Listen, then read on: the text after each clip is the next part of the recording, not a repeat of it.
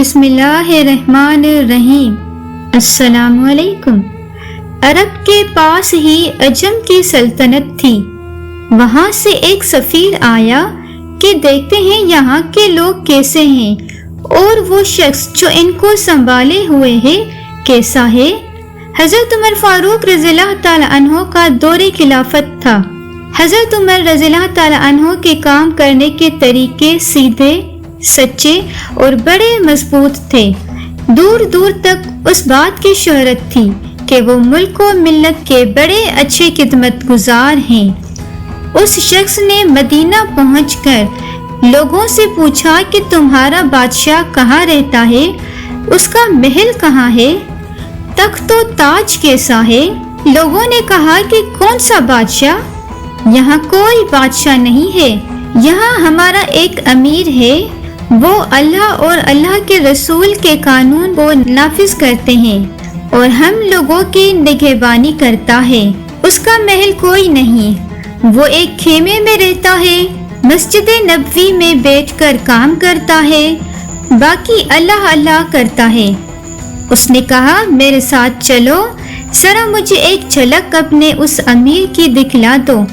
جواب ملا ابھی ابھی وہ ادھر سے گئے ہیں، اسی راستے پر چلے جاؤ، اگر جاگ رہے ہوں گے تو راستے میں کہیں کوئی کام کرتے مل جائیں گے، ان کے ہاتھ میں ایک درا ہوگا، اگر سو رہے ہوں گے تو کسی سایہ دار درخت کے نیچے لیٹا زمین پر پڑے ہوں گے۔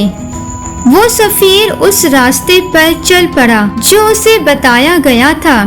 پھرتے پھراتے وہ ایک سایہ دار درخت کے پاس پہنچا تو اس نے دیکھا کہ ایک شخص درخت کے نیچے سو رہا ہے۔ تکیا اس کے پاس نہیں ہے اور بستر نہیں ہے، تکیا کی جگہ وہ درا رکھے ہوئے ہیں اور زمین کے فرش پر ایسے لیٹا ہوا ہے۔ اس نے قریب پہنچ کر دیکھا کہ پیشانی سے پسینہ بہہ رہا ہے۔ جس زمین پر وہ سو رہے تھے اس پر سونا مشکل ہی تھا، مگر اس نے دیکھا کہ وہ آرام و اطمینان سے سو رہے تھے۔ یہ حال دیکھ کر آپ ہی آپ اس کے دل پر رعب طاری ہو گیا۔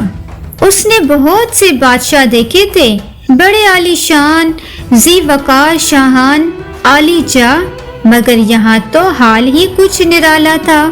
اس نے دل ہی دل میں کہا عرب و عجم میں کون ہے جو ان کی عظمت و رفعت سے واقف نہیں، مگر یہ عظمت و رفعت پروٹوکول اور ماہی مراتب کی احسان مندی کی وجہ سے نہیں، یہ اخلاص اور کردار کا حاصل ہے۔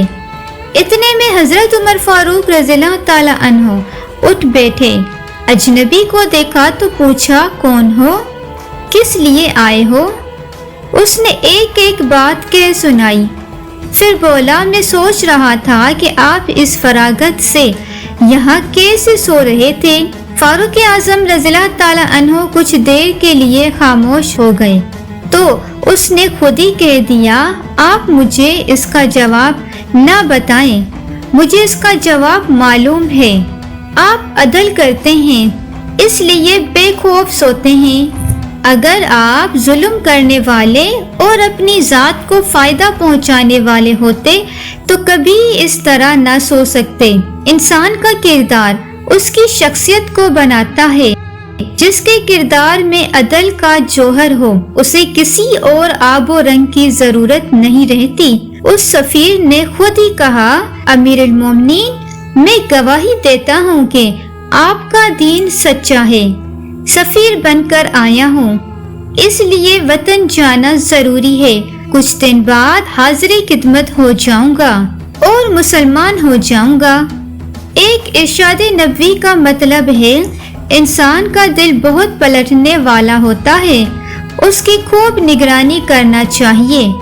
ارشاد ربانی ہے کہ ہم نے انسان کو خیر و شر کی صلاحیتیں دے دی ہیں اور صراط مستقیم کی طرف وحی کے ذریعے رہنمائی بھی کر دی ہے۔